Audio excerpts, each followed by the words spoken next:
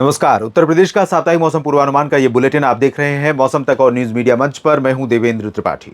दोस्तों, आगे बढ़ूं इससे पहले आपसे निवेदन करूंगा कि आप इस वीडियो को देखने के बाद इस वीडियो में आपकी क्या है, इस वीडियो में जो जानकारियां दी गई हैं उन पर आपकी क्या राय है वो जरूर लिखिएगा। और आपके क्षेत्र में मौसम अभी तक कैसा है, मानसून का प्रदर्शन अब तक कैसा है, संतुष्ट हैं या असंतुष्ट, जरूर बताइएगा। और साथ ही इस चैनल को सब्सक्राइब कर लीजिएगा।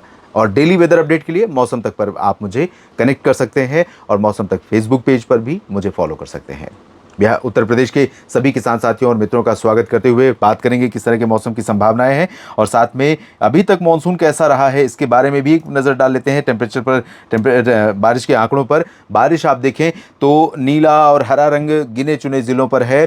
हरे रंग का मतलब सामान्य और नीला रंग का मतलब सामान्य से अधिक बरसात। 3 ज़िले दिख रहे हैं जो सामान्य से ज़्यादा वाली श्रेणी में है और सबसे ज़्यादा जो अंतर है प्लस में वो है संभल, जहां पर 79% अधिक वर्षा 115.8 की जगह पर 206.8 मिलीमीटर वर्षा दर्ज की गई है। और मुजफ्फरनगर में 21% ज़्यादा बारिश हुई है, जबकि एटा में 39% की अधिकता है। इसके अलावा सामान्य वाले क्षेत्रों में देखें तो मेरठ 15% अधिक, बुलंदशहर 8% ज़्यादा, बदायूं 11% अधिक और 9% कम काशी रामनगर में है। और साथ में इधर हाथरस में 19% कम है लेकिन सामान्य है। 3% कम आगरा में है लेकिन सामान्य है। फिरोजाबाद में 10% ज़्यादा है जो सामान्य है। और इसी तरह से औरैया में 14% की कमी है जो सामान्य, 3% कम हमीरपुर में, झांसी ललितपुर में 10% अधिकता है।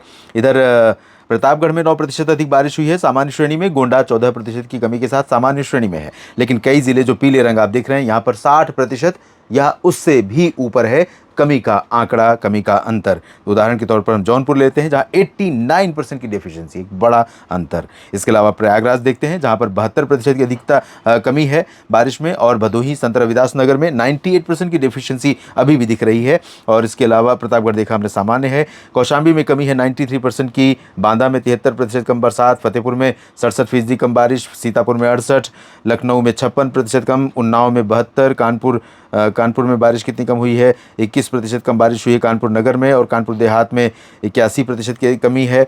तो ये स्थिति अभी बनी हुई है देश में कई जगहों पर, राज्य में कई जगहों पर बरसात में कमी है। अब क्या संभावना रहेगी दोस्तों, इसकी बात करते हैं।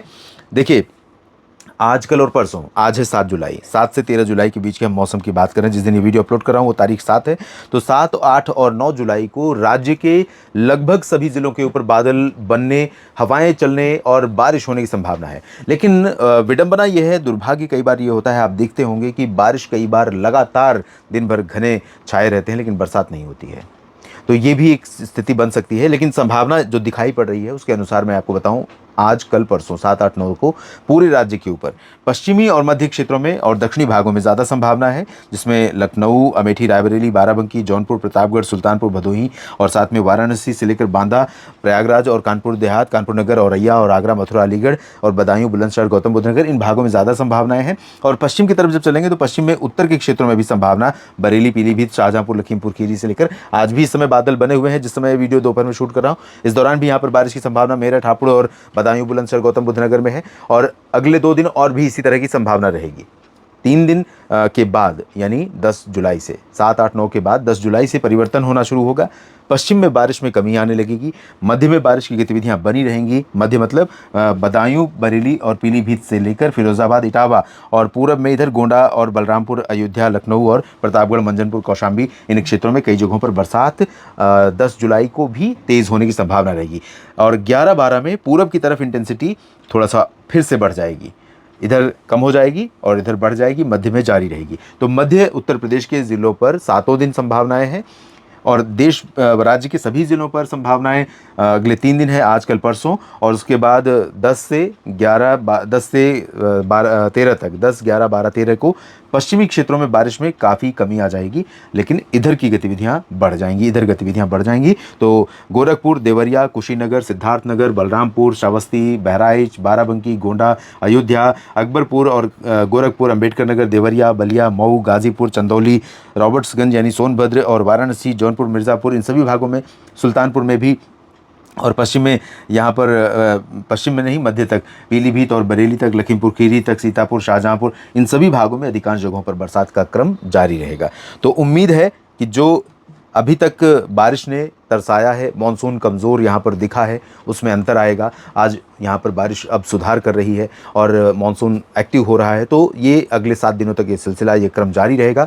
और उत्तर प्रदेश के किसान साथियों और उत्तर प्रदेश के मेरे मित्रों को जो लगातार मेरे साथ जुड़े रहते हैं, उनकी जो उम्मीदें हैं, उनकी जो ज़रूरतें हैं, चाहे वो खेती किसानी से जुड़ी हुई हों या सामान्य जीवन से जुड़ी हुई, क्योंकि ये मौसम अगर बरसता नहीं है तो बहुत ज़्यादा परेशान करता है।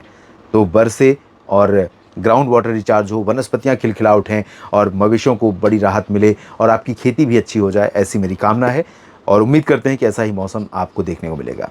उत्तर प्रदेश के साप्ताहिक मौसम पूर्वानुमान के इस बुलेटिन में अभी के लिए इतना ही। आप बने रहिए लगातार मेरे साथ इसी तरह से मौसम तक और न्यूज़ मीडिया मंच पर। जानकारी ठीक लगी है तो कमेंट में लिख कर बताइए और साथ ही वीडियो को लाइक और शेयर कीजिएगा। नमस्कार।